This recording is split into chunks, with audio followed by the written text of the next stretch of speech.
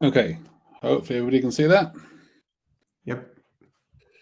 Very good. My name's John Linfoot. I have slightly odd job title of head of software labs, so I'm head of kind of all early stage projects and kind of new technology and things like that at Lunar Energy. I'll do a little bit of explanation about who we are. I wasn't quite sure where to pitch this talk, so there's a number of different directions we could go and a number of different things we could talk about. But if people have got questions as we go, then please don't wait for the end. Just interrupt as we go along. I'm going to try and do a bit of a live demo of the platform in the middle, so that if there's interesting stuff people want to ask about, then we'll try and. Often that's quite a good time to discuss kind of the guts of what we do. All right, so let's get started. Lunar Energy is a Silicon Valley startup. Was started in 2020, and with the aim of building home electrification products. I did at the time work for a company called Moixa, which is a UK-based battery manufacturer at the time, and VPP platform provider. We were bought by Lunar in June of 2021 to be the software division, but most of what I'm going to be talking about today isn't really the stuff that Lunar's doing on the hardware product side. It's going to be on the GridShare side, and GridShare is our software platform that does a number of different things. Which I'll explain as we go through the talk. Okay, so a little bit about who we are. We're about 270 people. 200 or so of those are in Mountain View, and the rest are in what is like sunny London. I'll explain a little bit about Moixa as a business. So Lunar has been building hardware since the start of the company, and his first product is due for imminent release. On the software side, we have been delivering our GridShare platform to our own batteries in the UK since about 2016, and we stopped manufacture of those when the acquisition happened. But we also sell the software as SaaS, and most of that business prior to the acquisition was in Japan. Maybe something that you guys are not sure if you're aware of, but there are, I think, about 250,000 residential ESS in the US. There's 750,000 in Japan. So the Japanese battery market is enormous and driven by a lot of need for resilience and earthquake protection, typhoon protection, that kind of thing. But it's also meant there's been a kind of strong development of interesting economic opportunities for doing VPP type stuff. So investors for Lunar are Sunrun, who I'm sure most of you will know, and SK, who are a big Korean conglomerate, Atochu, who are our partner in Japan, and Honda. Again, a little bit about the company. So I'll ignore the right-hand side of this diagram because I'm not going to talk much about this. But on the left, we would describe ourselves as being the software platform as being a system that bridges the gap between HEMS, which is a home energy management system, and a VPP. We have come from residential space, not from the sort of C&I space, so we don't do any sort of large-scale battery aggregation, that kind of stuff. So we're kind of pure residential, and the markets where we started, most of the value for smart use of home devices was behind the meter. So in the UK and in Japan in particular, there is far more value to be gained from doing smart things with a battery or an EV if you're doing those behind the meter rather than in front of the meter. Now that is slowly changing, but that's where the platform came from. So that's really, really the core of it. And we've since expanded to do VPP services. And since the acquisition, we're from Sunrun, and interestingly, most of the work we do in the US, which has been so far exclusively with Sunrun, but we're starting to branch out, has been VPP based. So obviously until NEM3 came along, then there isn't an awful lot of complexity behind the meter in a lot of US residential settings. As time of use tariffs are not a common thing. Rate plans are not complex. So the thing you need to make a battery do, or how you make an EV charge, can be done quite simply, often with a sort of preset plan. That's starting to change, but that's not the case elsewhere. So it's actually the VPP side of the platform that's been more deployed in the US. Okay, this is something I'm sure you guys have all seen many times, but fundamentally this is the challenge. We as a business fundamentally believe that an open and democratized and decentralized energy system is the way to go. GridShare's built to try and tackle that, and also tackle it from the different energy perspectives that we see. We get a lot of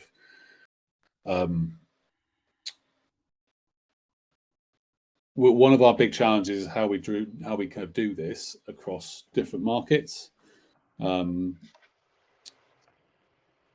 without having to build different platforms for different markets. And so obviously we're very keen on open standards. We're very keen on cooperation and interoperability. One of the things that we are very interested in doing is having both our platform and our own device be completely agnostic. So we don't think that kind of walled gardens are the way that we're going to win. We think that the way that companies like ours that do both these things, software and hardware, is that if we cooperate with all our competitors. So if someone wants to control a Lunar battery, or we want to control their batteries, that's where we think the biggest wins are going to be, because that means we don't get additional barriers to adoption that come from walled garden approaches. All right, that's a bit about scene setting stuff. A bit more interesting stuff.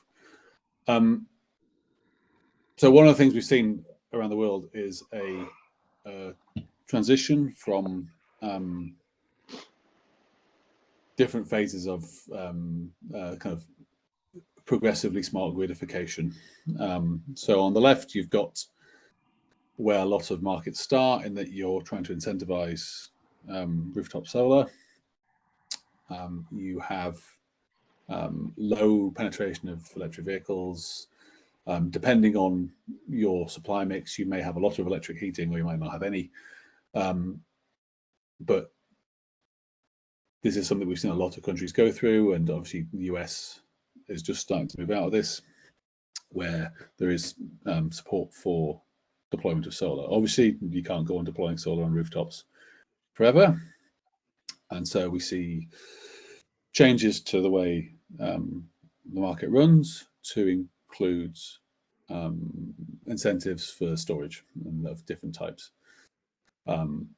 That can be through the use of time use tariffs, or having variable import-export price differences. NEM3 is a good example of this, where the complexity that's being added behind the meter in California is going to drive the need for more storage, but also from our side, it drives more complexity and more need for having a detailed model of what's happening home by home. I'll go into that in a little bit. And then as we move over to the right, you start to see systems that are progressively smart. I don't think we would say any of those systems on the right are fully smart. Australia, driven by kind of need, as its solar curve is already hitting the bottom of the supply curve, is having to put a lot of smart incentives in to make the grid work well. But this is, yeah, kind of no one is really doing this well at the moment. We've just been responding this week actually to Ofgem, or the UK regulator for energy, and they've just put out a big consultation about the next phase of flexibility markets. So all the flexibility markets, the UK has deregulated supply, so your transmission and distribution and supply are all separated, and so there are different markets for each of those kind of layers of the system. And from a kind of aggregator like us point of view, someone trying to tap into those markets with a VPP, it can be challenging. So there is a standardization process going on, which hopefully is going to drive things forward into more kind of smart grid stuff, but this is still some way off. So that is all really kind of context about where we've kind of come from as a business and why we think the way we do. I'll just explain a little bit about the platform now. So at the basic level, platform is an IoT kind of device aggregation platform. It connects into many different types of thing. There are about 73,000 devices on the platform as of today, and each of those is controlled down to the site level in quite a lot of detail, which builds onto the next level. So the real core of what the platform does is prediction and then optimization. So I'll show you this in the demo next, but what we look to do is understand what's going to happen on each site that we control. We think this is key to being able to deliver maximum value or make these systems work in an optimal way. That would be understanding what the solar generation is going to be, understanding what consumption is going to be, understanding when an EV is going to be plugged in or out. And then from that, we build a plan for what the devices on that site should do. So that's the optimizing at the site level. So each site, across all of those sites, we're mapping what those sites should be doing in the future, typically 48 hours out. Oh yeah, I definitely can speak about the need to normalize data. So normalizing data is one of the key things, right? So like, if we aren't in a world like I'm assuming that there's a reasonable understanding in the group about things like Rule 21 and 1547 and 23.5, which is driving some standardization of the data we should be getting out of devices in California. But that, that's a US only thing, well, as Australia as well, but that doesn't exist globally, right? So every OEM we connect into has a different set of data standards. And also there's different data standards between, say, what we get off an EV, what we get off a battery, and how those things even come to us. So whether we're getting it all streamed every second or whether we're getting it in 30-second batches. So that normalizing data step means that we never throw data away. We always keep it all. But in order to make the things flow smoothly through the pipes, we do some normalization. And we create what we call internally core values, which is the map of data sets, data cores that we would pass around the platform. So if we want to add something to that, that involves kind of architectural process of us thinking very carefully about how we add a new data type. We don't kind of change it quickly, because if we do, all our scalability that's built on the fact that we can push this stuff around quickly because it's common would fall apart. So yeah, it's pretty important. It's better now than it was 3 years ago, I would say, and as standards start to creep in, hopefully that'll be a part of the platform that'll be easier to do because we'll be getting more standardized data from OEMs. Cool. All right. Yes, optimizing the site. So what we're doing there is we're looking at all the conditions on the site. So that's all the predictions, all the metadata around what's on the site, the device, etc., and all the economic factors. So typically what the tariff or rate plan is, if there is additional capacity charging, all that kind of stuff. From that, we build a plan for what the optimal thing the battery should do. We set certain commands down to it, and that will typically execute for 48 hours. And then every 24 hours, we'll redo that, looking at new weather predictions, etc., to update the plan. And I'll show you that in a second. Then on top of that, if we need to make those devices behave for, this is a VPP talk, so I should probably talk a bit about VPPs, is the VPP stage. So we would be, if you have some external reason to make those systems behave for a front of the meter reason, then that happens there. So, but the key thing to understand with that is that that happens in line and completely like co-optimized with the site level. So we don't believe that you can deliver VPP, like good VPP performance long term, without having a compelling customer offer and having the customers understand really clearly that what their system is doing behind the meter for them isn't just going to be overridden by some front of the meter purpose. So both those, so we understand in a high level of detail what the essentially the opportunity cost of using any site is for VPP, so we can do that in an optimal way. So whether that's doing that in the cheapest way, in the kind of fairest way, if we're splitting this across a particular group, whatever it is, whatever your optimization parameter there is, we can understand it and then map that delivery. So if we've got to deliver 500 kilowatts, whatever it is, and we have some headroom, then we can make some choices about how that's done. But also it means that because we have a very detailed model about what each site is doing and going to do, we can fly a lot closer to the wind in terms of how much we can dispatch. So we don't have to be cautious because we've made some generalization or using some proxy rules. So that is a good question. So it would be, it's really down to what the, whose voice the customer's hearing, right? So there's two scenarios here, right? One, I can tell you about two two examples. One would be a Moxa customer in the UK who we're doing grid services with.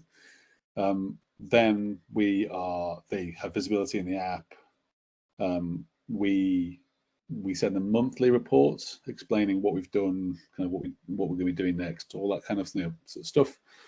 And we also send them a bespoke agreement per grid service, so they understand what they're contracting for. The thing that is harder is to explain the trade-offs. So we have a kind of a compensation framework that we use with customers that both means that they are compensated for the grid service essentially as a revenue stream, but also not out of pocket behind the meter. And that's what we try and explain in the report. So that for me would be kind of like the most complete way of doing it, because we're using that opportunity cost to explain to them basically what the VPP has had to do to their system to change what would have been idealized behind the meter value. A more simple approach would be to give people a general, here's X amount of dollars for a delivery season, and we're going to have this impact on your battery. And again, people will have visibility. There'll always be a customer contract. It will depend a bit about which app the customer is using in terms of whose app they're getting information from, as to exactly how much detail they get about what's happened. That makes sense. Okay, and then finally, we have user interfaces, and all this stuff can be delivered by API as well. So if this is going into the back of someone else's app or into the back of someone else's dashboard, then again, that's all possible. Okay, I'm going to jump straight into showing you some real stuff now. So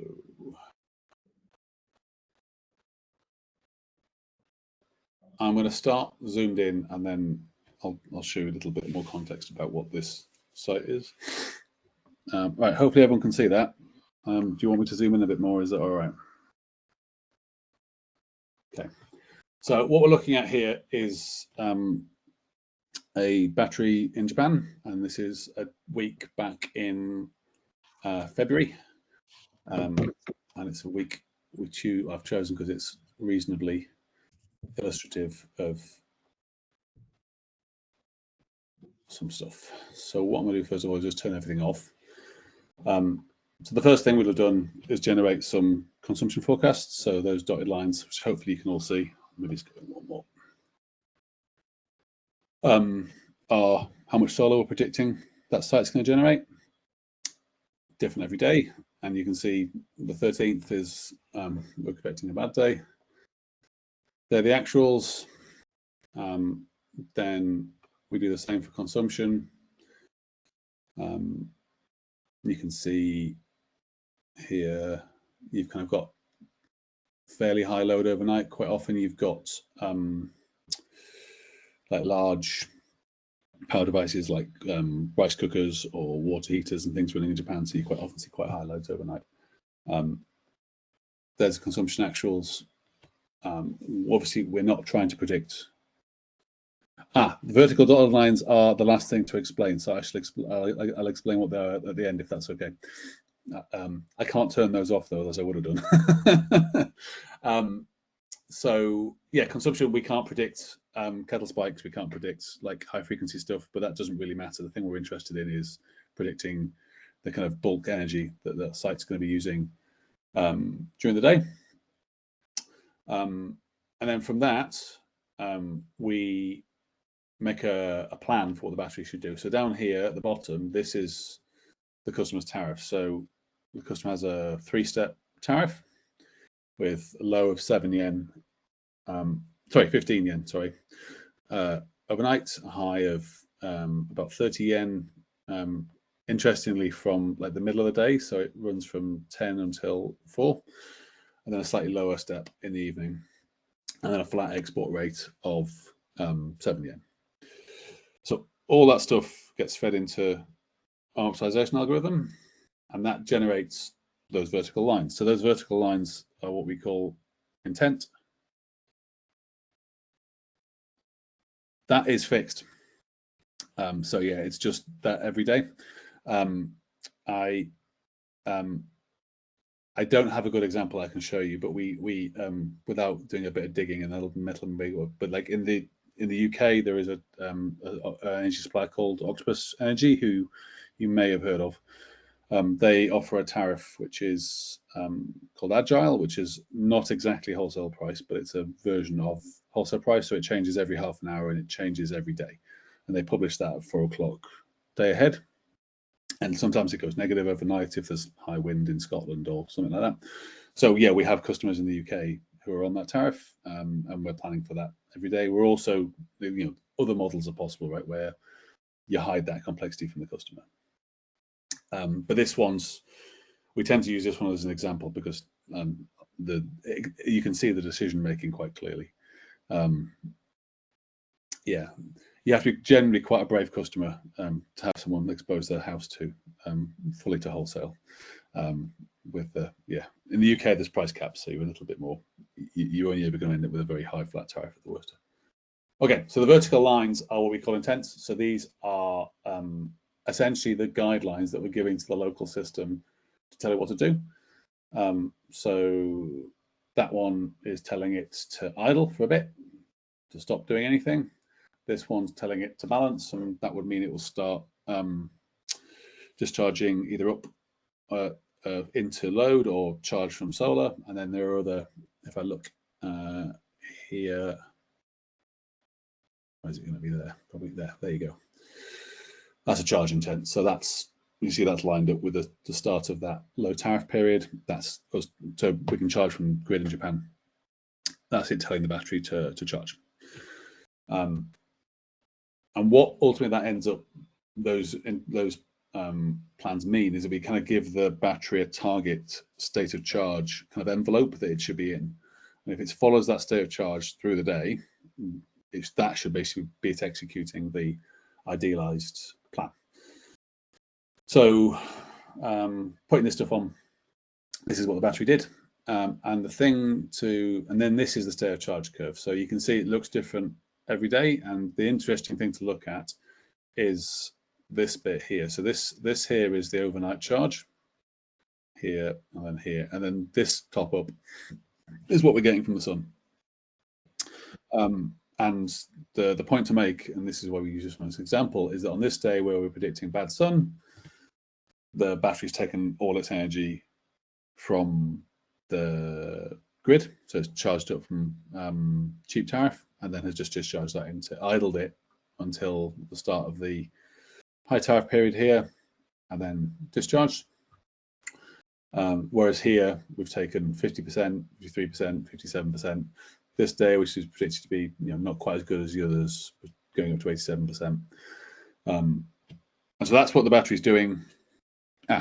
Okay, so that would be another metric. So we can include essentially state of health data in the model. So one of the other models that will be included, one of the other parameters, for instance, to be included in here is an efficiency curve model.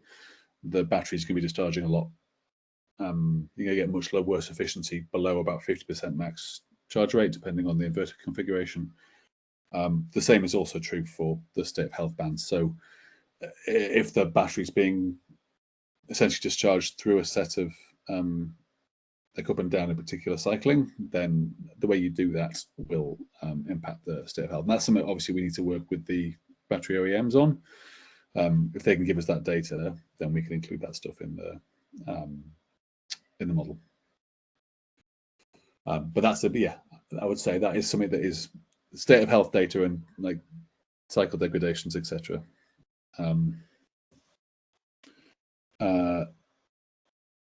Yeah, exactly. No, it does. I mean, like, and again, like the fact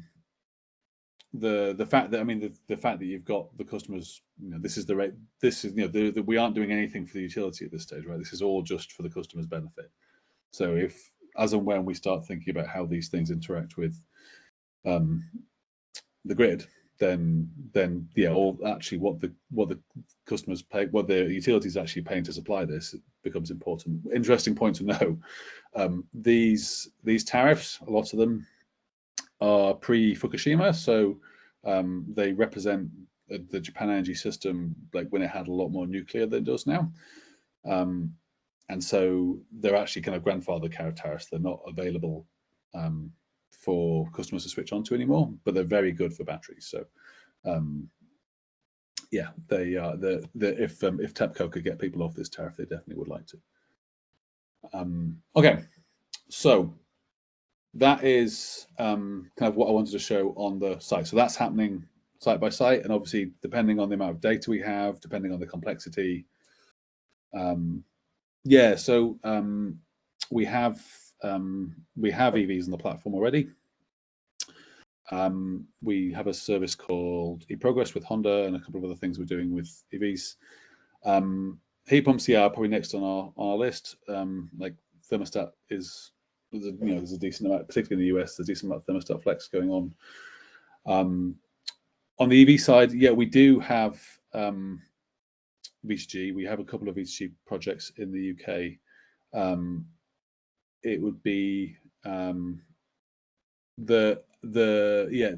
challenge with V2G. Well, so there's two challenges with V2G.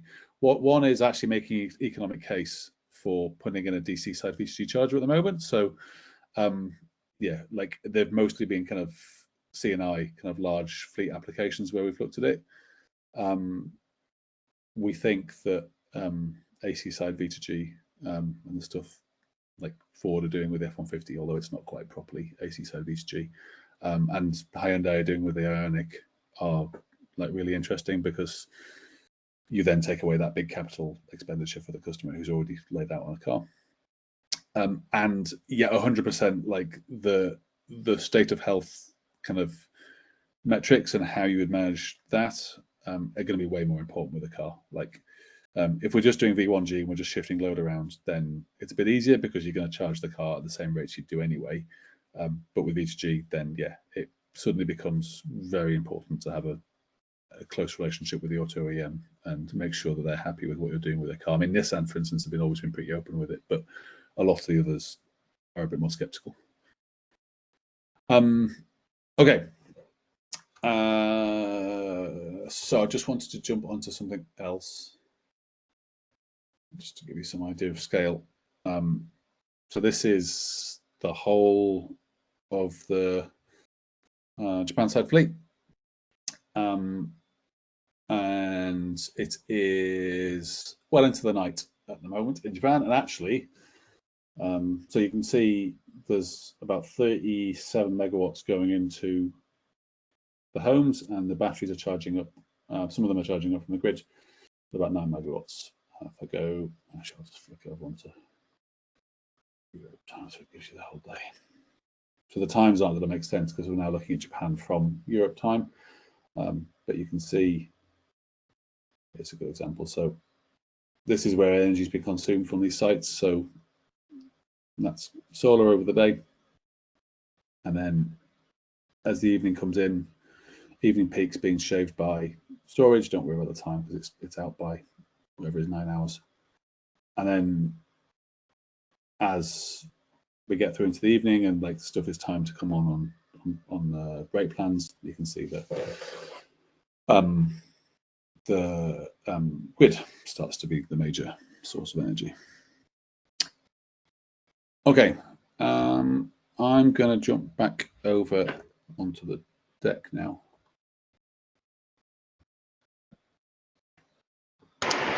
Sorry, is that consumption graph showing that there's always some battery consumption going on, at least earlier in the day? Here? Yeah. Yeah. There will be some. Like it will. Some of the customers have. Like there may be times where we have, for instance, charged like here. So this here will be battery.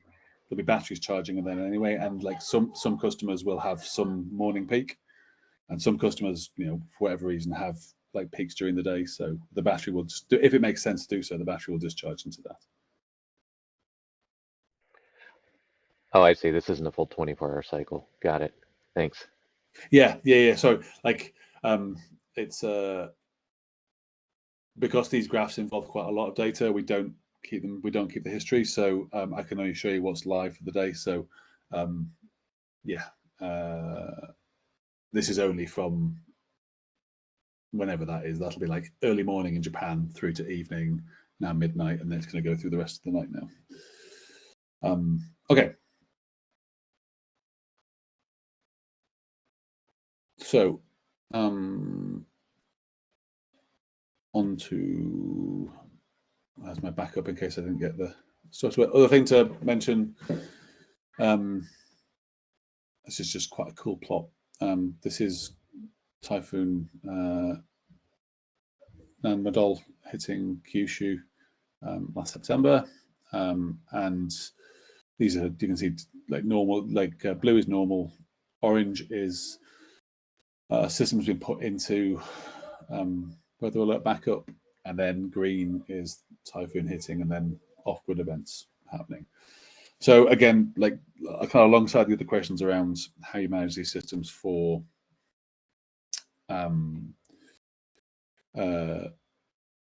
things like state of health, then managing for like primary use cases. Primary use cases with batteries are often economic, but they're also resilience. So it's it's important to respect that stuff. So like things like this use case always come first.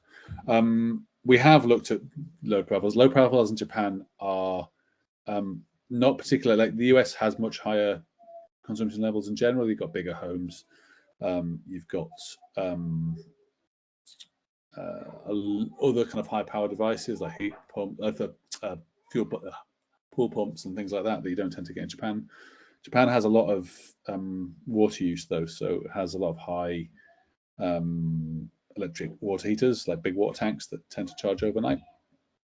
And the UK tends to be reasonably like as a whole lower usage, with a fairly kind of typical like small morning peak, evening peak type effect. But yeah, it's one of the things actually I could have showed you, to be honest.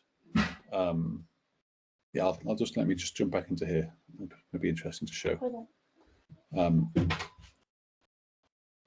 So if I go back up to this device, and then show you in here. These are the smart plans that are being generated.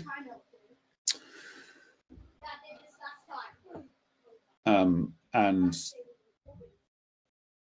if you look there, you can see we don't model a single curve. We model a PDF, so probability distribution, and we don't pretend that we can model these things perfectly every time.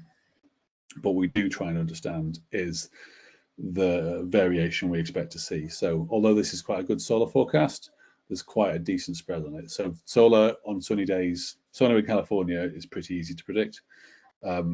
Solar in the UK is a lot harder. So we don't try and predict them both to the same level of accuracy, but what we do is carry that PDF forward into the optimization. So we don't try and push, or we take more kind of conservative decisions where we have higher risk data. And the same is also true of consumption. So your consumption profiles are, because people are people and do random things occasionally, your consumption profiles tend to be wider spread than the solar. Okay.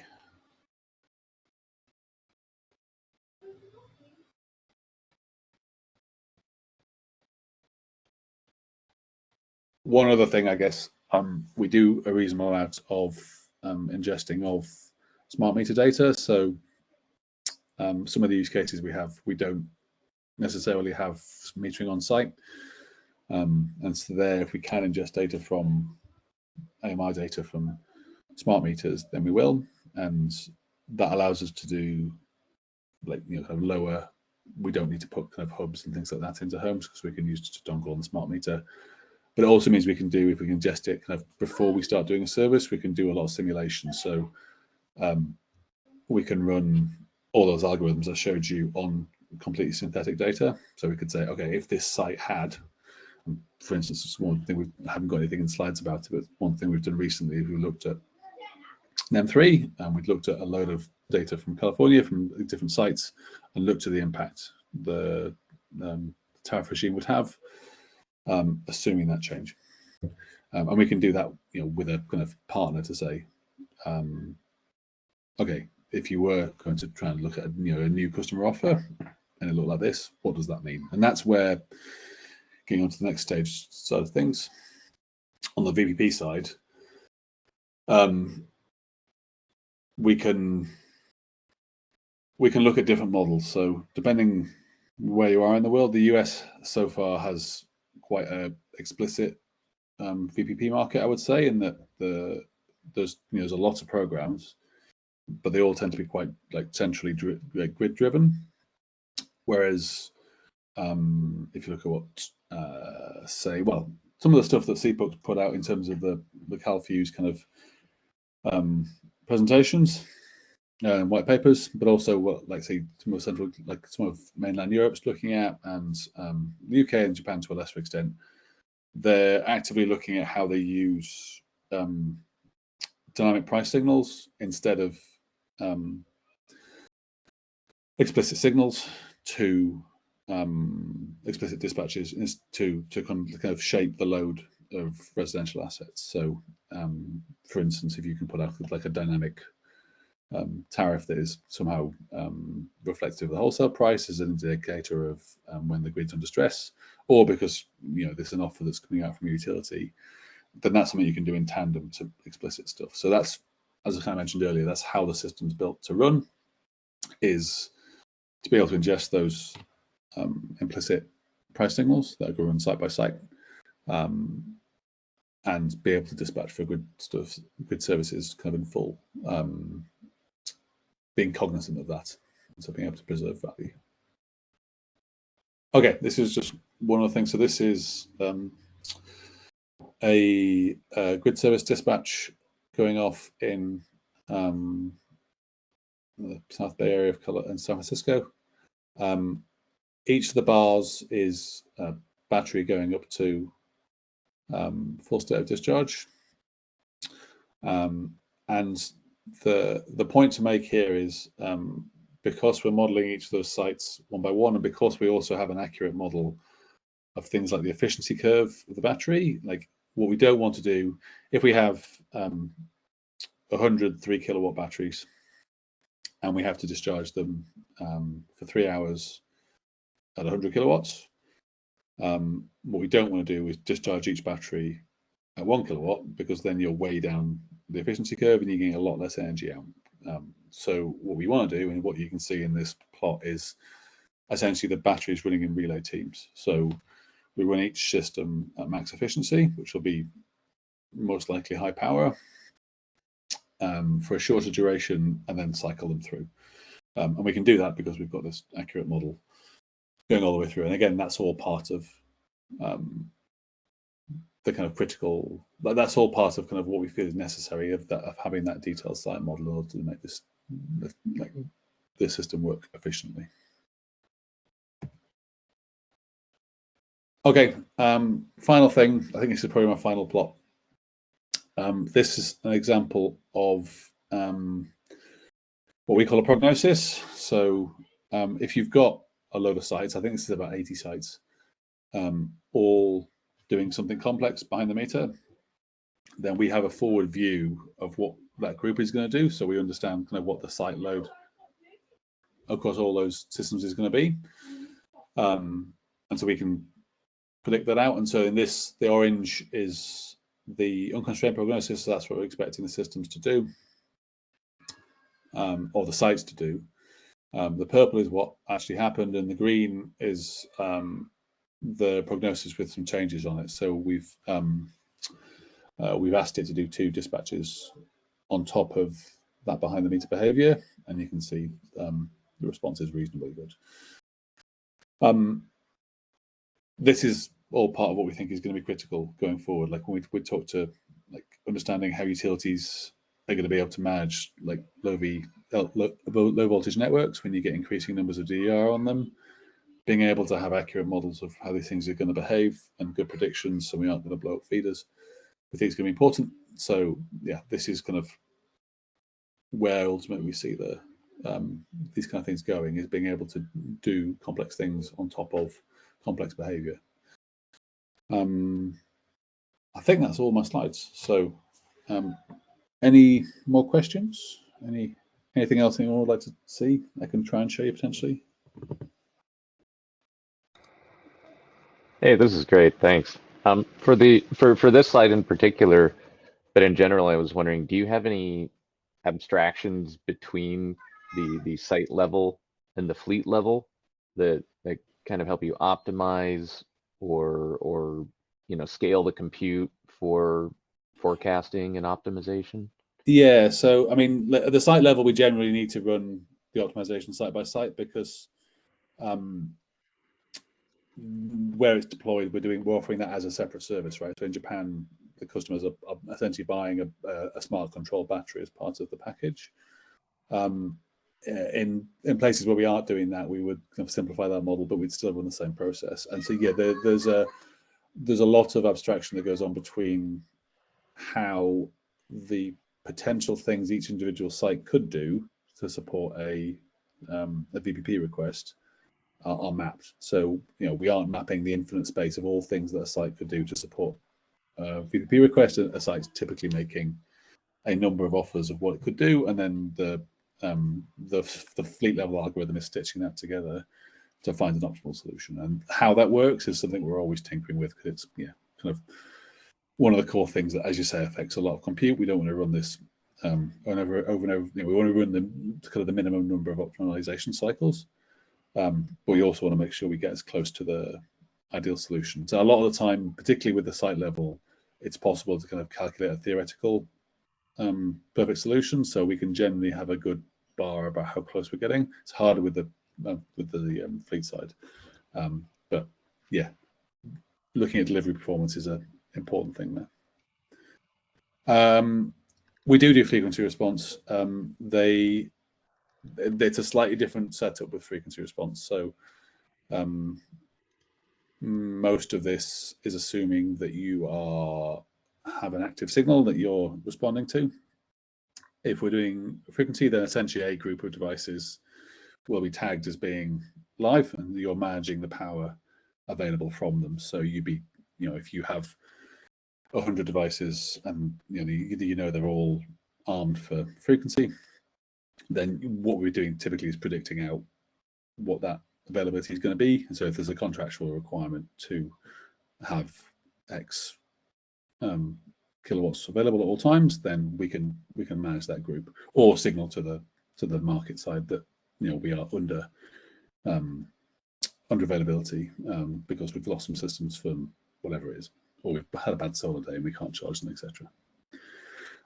Yes.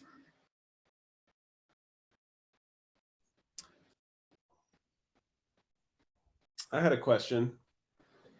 I was interested in the emergency situations, like sort of like what the constraints are in terms of like what's in the contract with the customer in terms of how you have to leave them in the case of an emergency, and what the regulators are doing. Like how's all that complexity managed and all those tensions managed on your side? It is. It's an improving situation. I would say it is a complex one, because what you typically find is someone who's bought a system, and often the primary use case is resilience, right? They want backup for their home, but they're also like the idea of getting a check, so they sign up for a good service.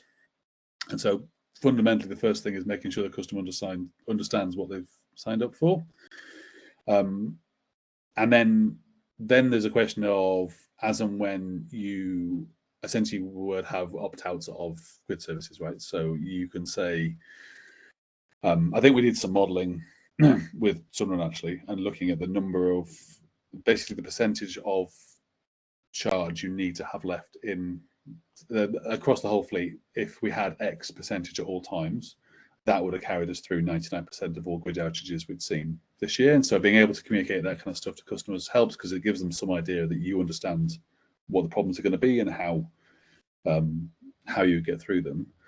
Obviously, if someone's, like, has bought 5 power walls because they want to be off grid for a week and a half, then it's a different situation. But yeah, like to be honest, I think the biggest challenge with all these kind of communication things is that there's multiple voices the customer hears. So someone who's bought a power wall will have a Tesla app.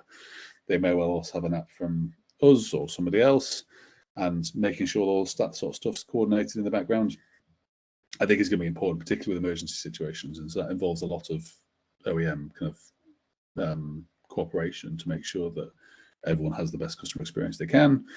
And isn't like, the worst thing you can have is someone expecting, like, they're expecting their system to be full. They can see the storm approaching, and then the lights go out because there was a dispatch the day before and they hadn't realized that was going to happen. So all that kind of stuff is, it's very important to get it nailed, but I think it's still an evolving process. And are regulators involved in those decisions? Not currently, no. It's all driven by the market. Is there a way to ensure that someone doesn't become part of your VPP as well as another VPP like Tesla? Yeah, that's another interesting point, because like a lot of the VPPs want you to register a meter ID. So you would only actually be able to register one site against one service. And so, like we've already got situations where us and someone offering a service to manage an EV via the telematics or something have both got devices we want to use in the same property. And so there's no reason why we both couldn't make them do a useful thing. It's just a case of how that gets settled and how that gets accounted. It's the bigger thing. I think for actually proper moonlighting, I think it'll be difficult, because these things are always, the settlement comes back to a meter ID. So that should, I guess, get spotted at that stage.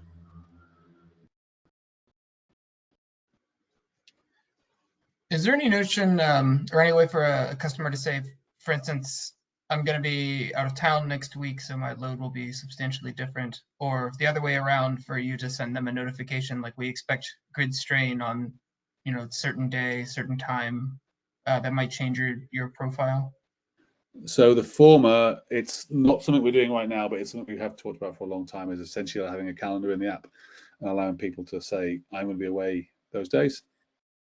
And then we would factor that into the forecasting. So yeah, it's perfectly possible. It's just a feature we haven't as yet implemented. On the other side, that would imply that we had some essentially grid forecast. Like we would need that information from someone who understood when the grid strain was going to be. To give you an example, like there's a kind of sub feeder level service we have in the UK with the local distribution network, UKPN. and we contract with them over the winter period to deliver services, in particular postcodes. They can give us a rough idea, maybe a week or two's notice, that they expect it to be a busy week or not. But that doesn't come to us in any kind of formalized way, right? We get told roughly how many dispatches we expect across the contracted window, but not in too much detail when to expect them. So yeah, it would be something, Leah, we would need to have probably better information coming from the network side to be able to do that with any confidence. Yeah, I was actually curious about that. So are you doing your own forecasting as well as getting other sources contributing to that, or is it so mainly for one forecasting for like network problems, or just load? so the load forecasting is all based on data. So that's all based on metering data. The generation is like solar forecasting is all based on like various weather forecasts. We have experimented with a number of different service providers, and then our kind of internal model about how we use the existing site data and kind of other kind of physical models to map that into the generation. We don't currently try and do any network predictions at the moment. Like we look for extreme weather events, and there are APIs for listening to those, but we don't. Essentially, our network prediction would be contracting with someone on the distribution side or the transmission side, and waiting for the trigger.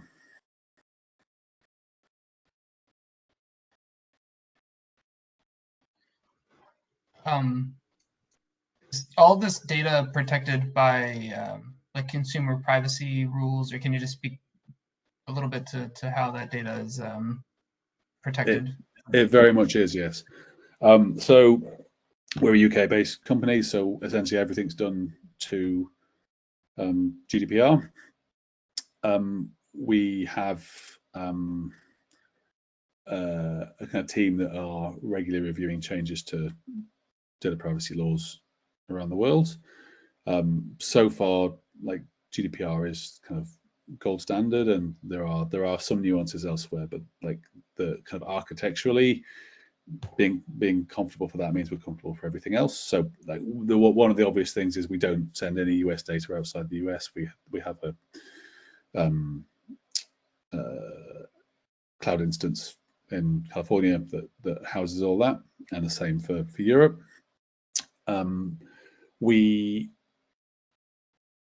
One of the key things I think is that we treat, and there was a case, a kind of precedent case fairly early on in GDPR being out that made it clear that energy data about your home, so your consumption patterns, is personal data. It contains information about you, like when you're in your home or when you're not, for instance, and so we need to treat it as such. The kind of, I guess, the core thing we do, other than the usual kind of good practice around like data privacy, like minimization of privilege, all that kind of stuff, is what we call a pseudonymization break, which means that all that kind of telemetry data, which is kind of the kind of metering data that comes from your home, is separated in the system from the CRM data, where we would have a customer's email and address and all that kind of, if we're doing truck rolls and stuff for them, then all that stuff's separated. So that's kind of one of the core things we would do. Other than that, it's mostly good practice around, like these things never get moved off servers. If we're going to send data externally, or it ever gets done in aggregate, or we fully anonymize it, all that kind of thing. Hopefully that answered the question. That was great. Thank you. All right. It's about 11. Thanks so much, John. This was super informative. No problem. I'm very happy to do it. Yeah, thank you, everyone. Have a great day, and John, have a great evening. Yeah, thank you. I'm off for my dinner, so Thanks, John. Thanks, no John. worries. Thanks, guys. Bye. Bye.